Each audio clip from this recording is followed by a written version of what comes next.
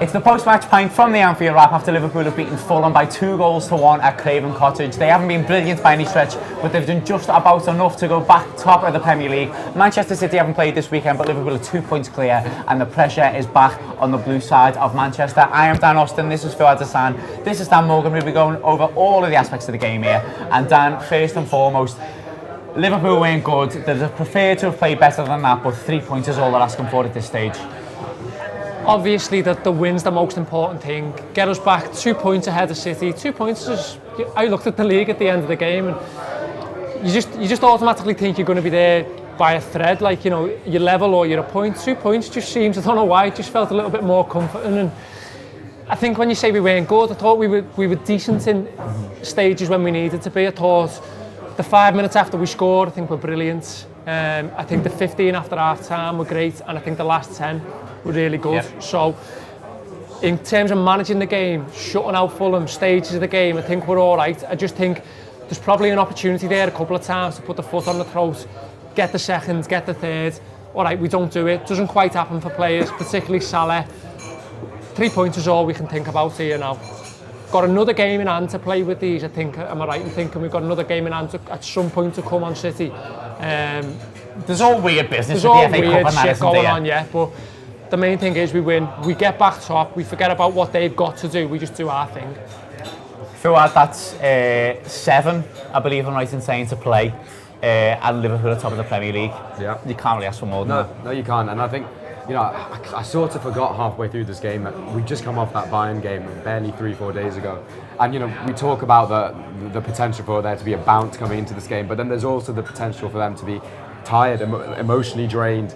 It was a tough game over in Munich, and you could kind of see that on the pitch in certain moments. And I think it's one of them where, you know, you're watching it live, the nerves are there, they equalise. The two players you never expect to ever make a mistake ever again, make a little bit of a mistake, and then you sort of look at it and you're like, this is a bit nervy. But I think if you watch it back, you're probably a lot more calmer, because I thought Liverpool did control the game after we get the second goal, and it was actually a very sensible performance after that stage. Dan, Liverpool did control the game by and large, and as much as we look at Fulham and say, oh, well, they've only won 4 games this season and they're basically already relegated and whatever, there are players there playing for prize, and there are players playing for essentially a contract next season, either in the Championship or to try and move on to either another Premier League side or a side in Europe next season. They had a lot more fight about them than I think maybe people would have taken for granted before the game kicked off, and no matter the opposition, Liverpool just needed 3 points, and every single game between now and the end of the season is going to be hard because of that fact, because Liverpool absolutely desperately need to win, and to get over the line in just one more, regardless of the opposition, regardless of the context, is crucial. Yeah, and you know, people have been saying in the build-up to this game after Bayern, Liverpool should strut into this game, you know, chests out, show them that we're the team who've just gone the Allianz and put on such a performance. But like you say, Dan, when a team's got their own battles, they've got their own pride to play for, you're not going to get an easy ride. You're not just going to turn up and have things your own way. It's just not going to happen. So I think Fulham very much get to a point where, especially after we score, they're at the mindset to just stay in the game. Just stay in the game. And they get the goal completely fortunately. It's a horrible goal to concede on our part. It's a freak goal to score on their part. But that's, you know, that's their game plan done. They can't do anything else. They physically can't do anything else. Unfortunately, the game plays out that we then go on, press ahead, find a way to get the winner. And Fulham walk away from that game today, more importantly, very proud of themselves. You know, that they've welcomed Liverpool to Craven Cottage today. They've given them a game, they very nearly got a draw out of it. And they'll take that. But that just, if anything, displays the level we're at now. Is that, you know, no one's disappointed at getting beat to Liverpool now. You know, probably most of the Bayern Munich fans in that game at Wednesday weren't disappointed to lose to this Liverpool side. Whatever way they lose is a different matter, but this team is elite, and it's showing that in different ways, I think. Phil, we're going to come on to talk more about the passages of the game and individual players in a minute, but it really is the business end of this now. And no matter what, no matter about the game in hand that Manchester City have got, and first and foremost, it's against Manchester United at Old Trafford. It's by no means a walk in the park. Liverpool are within such a serious shot of this title challenge now, and I'm just so excited thinking about it, because there's a European Cup quarter-final there against a side that ostensibly we're all believing we're getting through against. and there's a shot at the Premier League, the likes of which we haven't seen very much in our lifetime, certainly. What a time this is to be watching Liverpool. It is, exactly, and I think, over the last few weeks, you've heard a lot of talk about the nerve of this Liverpool team and the pressure that's going to be building up, especially going into this last period. And I think what you've seen today, and what you've seen throughout the season, that this team can handle anything that's thrown at them. I think the pressure is something that they embrace. I think that it's controlled, and it's, I guess it comes down to the manager creating that environment. And you saw that today at 1-1. Heads didn't go. There wasn't a drop off. There was a thing of, okay, now we've got to go and get that second. We didn't get it before, but now we've got to go and get it. And they forced the penalty. It's a really good kind of passage of play. And I thought we saw a little bit of what we were doing earlier on in that first half again towards that period after they score. And you talk about Fulham being happy that they've given us a game. I think they take 1-0, and you could see that. That second half as it stays 1-0, they're not really that bothered. They weren't really trying to score a goal. A goal just sort of happened for them. No, exactly. And then that's what they were planning for. Stay in the game and see if something can happen. Yeah. I think it's one thing that you're probably going to come on to, Dan. But one thing I think is really important is that there's quite a bit of vindication come the end of that game. So it's really good for me that both Alisson and Van Dijk get to be vindicated. They get to look at the teammates and say thanks for digging me out there, because how many times have they been there for us this season? They've been imperious. Salah is another one. He's desperate for a goal. He's desperate for it to happen for him. But he can come off today and go, all right, it's not quite happened for me, but the other lads have done it. Even the manager, and there's 2 subs. They look fucking disastrous in the first minute of those subs, because Milner's first involvement is to slice that ball and then it leads to the goal. So there's just a lot of indication, and that helps looking around the dressing room with each other and going, all right, it's not quite happening for me, I can relax a bit, we can still do it, we can still get the 3 points, we can still move on and win the game. We're going to come on in a second to talk about all 3 of the goals individually before we go, but Fuad, we absolutely have to do a big chat about how brilliant Sadio Mane is, because I'm at the stage now where I'm convinced there is no footballer alive, there's no footballer playing the professional game at this stage who's having a better 2019 than him. He's got 11 and 11 now, he's on 17 in the Premier League, which is only 1 behind Sergio Aguero, who's top of the goal scoring chart. And the amount of times he's not digging Liverpool out, because Liverpool are making the results happen, but the amount of times he's on the end of all of the brilliance that Liverpool are doing is incredible, because we expect that from Salah, we expected probably more from Firmino than Mane, but ever since probably January the 1st, maybe even a couple of weeks before that, middle of December, Sadio Mane has been absolutely the main man. Definitely, and I think from the outside looking in, there's obviously been a lot of talk about Firmino and Salah, and Mane has sort of been the forgotten one a little bit, but you can see that within that dressing room, within that team, they see the value he has, and he's such a smart footballer as well. It's not just about the goals now which we're seeing, it's about his tactical awareness, his defensive responsibilities as well, which he's, probably the best out of the front 3 in kind of maintaining. And yeah, today he comes into it with flying with confidence. The goals he scored as well, they've been absolutely out of this world, and stuff that you wouldn't really, it's stuff if Messi was putting in that we'd be talking about for weeks, and in the extended kind of football world we'd be talking about for weeks. So he's very much kind of now at the level where I think this is the level where he belongs, and I think this is the level that he knows that he belongs on. The manager has actually talked about before that the only weakness with him is that Sadio Mane doesn't know how good he is himself. I think he said that after he signed his long-term contract, and I think this has probably kind of cemented his idea that I'm a top level footballer. Dan, we often talk about the speed of the footballer, the strength of the footballer, Mane's technical ability on the actual ball. But what stood out to me most today was the sheer quality of his movement. He's in spaces where Fulham just absolutely cannot be asked defended against him, because it's so difficult, because he's so quick, he's got so much intelligence about him that if you're a centre-back, you can't get dragged out to him because there's someone else ready to take the space behind him. And Mane's doing so much for both the first and the second goal there that makes both of them happen, where it's not his quality on the football, it's not literally he's running past the man, it's not that he's scoring one from 20 yards like we know he can do. It's just the fact that he's getting into a space where Fulham, and in fact probably any football team, cannot properly defend against him. Yeah, and it's probably a testament to him that he does that in both a wide area and when he goes centre forward during the game as well. It's no accident that he is where he is to get that penalty. Yeah. So I think one of the things I said on the review midweek was that I've never known a player like him in terms of a player who deals in certainties, and I used Suarez as an example. So Suarez will will complete 5 take-ons in a game, but he will try 27. Yeah. Mane will complete 5 and 5, and because he deals in doing it at the right time. He's a very precise footballer, and he's increased that a lot in the last few months. He's almost, I'm trying to think of a better word to use, but he's very precise. He's he's just very aware of when to do something on the football pitch and what impact the things he does will have. You know, there's a lot of enjoyment and there's a lot of spontaneity in this Liverpool side, a lot of fluidity where they'll try things and maybe some of it comes off, maybe it doesn't. And I'm completely of the opinion that that's on purpose, because then we pick up on loose balls, we pick up on second ball situations and stuff like that.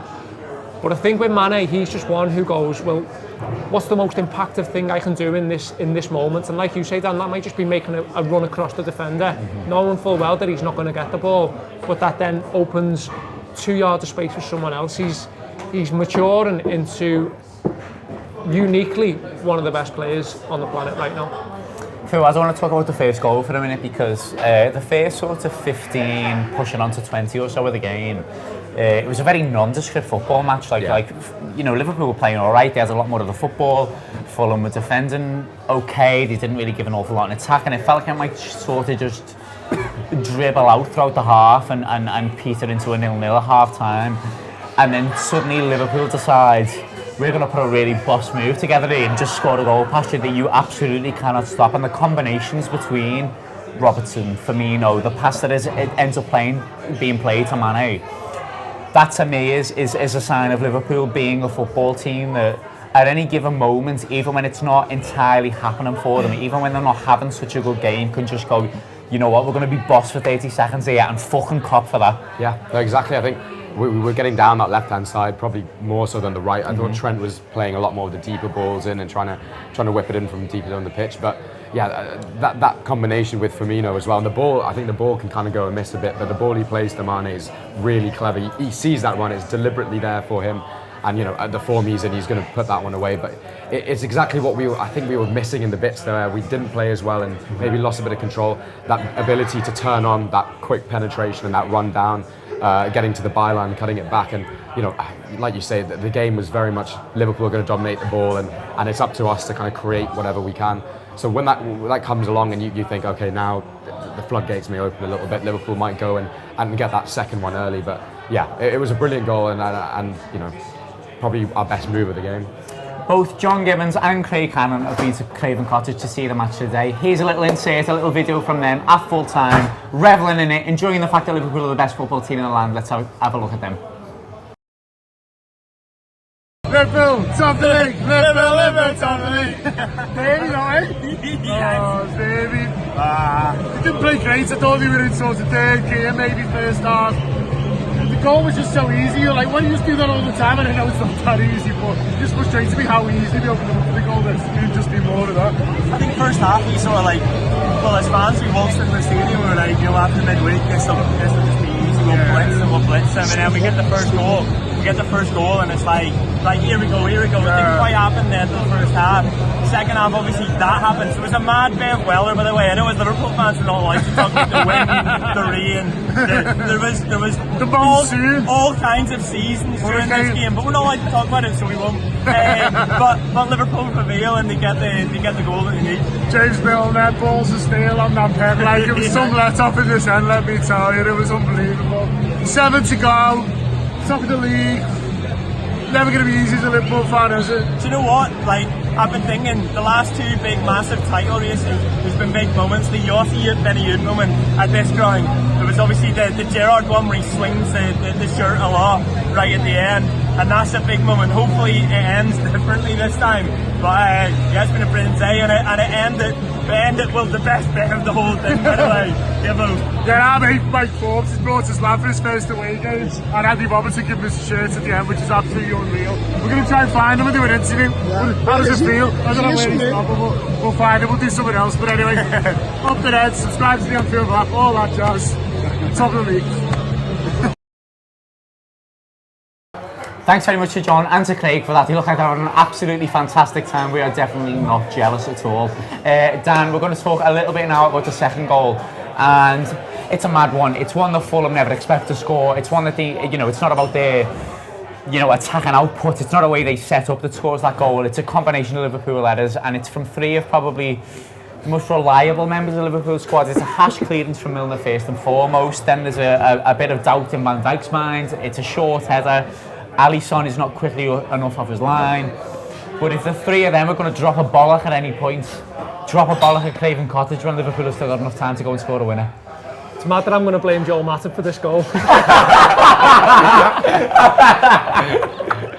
Paul Senior's really happy about that. We're in Paul Senior's bar, and somewhere he's on a train home, on a Virgin train home, and he's just had a little feeling of happiness creep up inside of him, because Dan Morgan's in his bar calling Joel Matip a prick.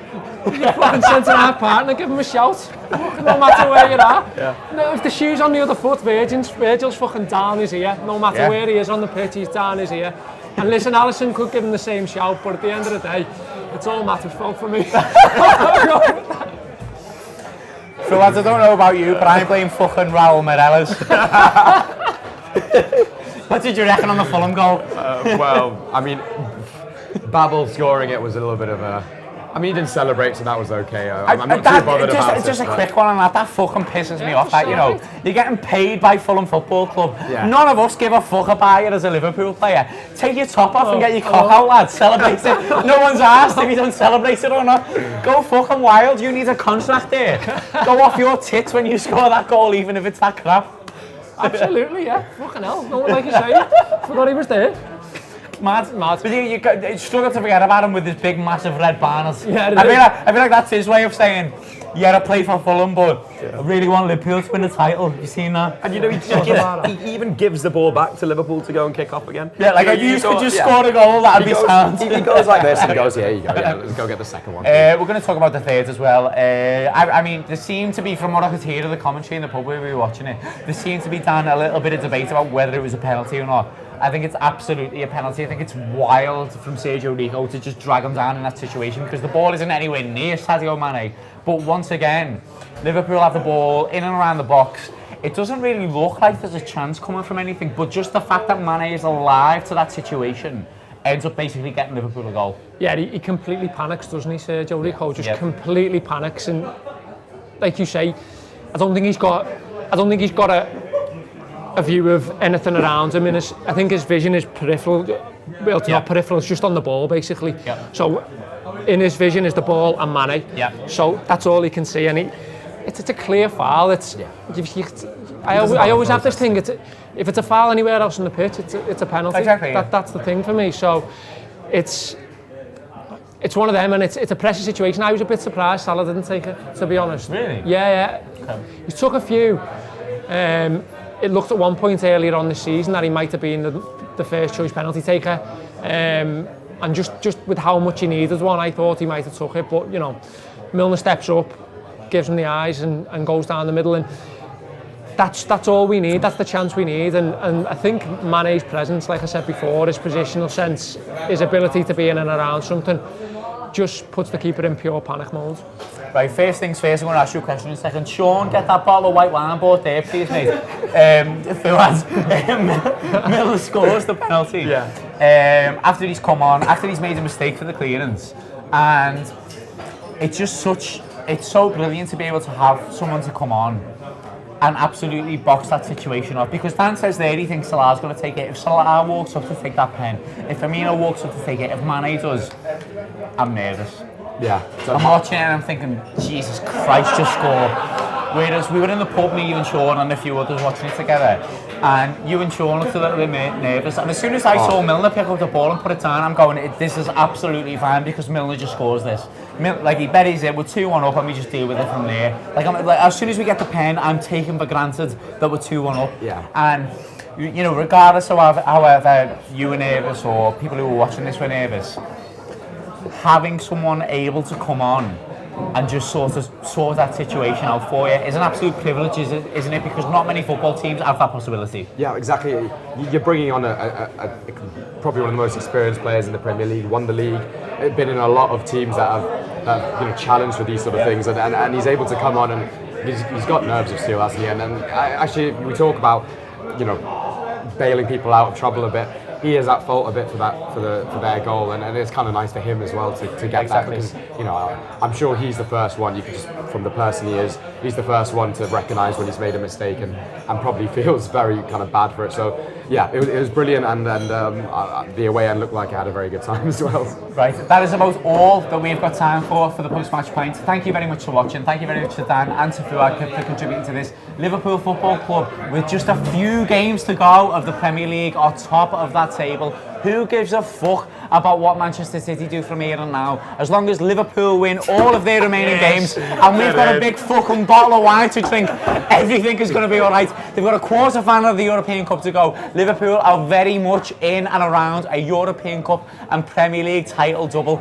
This is what we're in it for. This is why we're Liverpool supporters. If you don't already, go to the website www.theanfieldwrap.com/subscribe. There's going to be loads of post-match podcasts, loads of stuff in the week talking about this game, talking about what is to come. There's going to be a second look tomorrow on the YouTube channel. Loads and loads of things for you to watch, for you to listen to.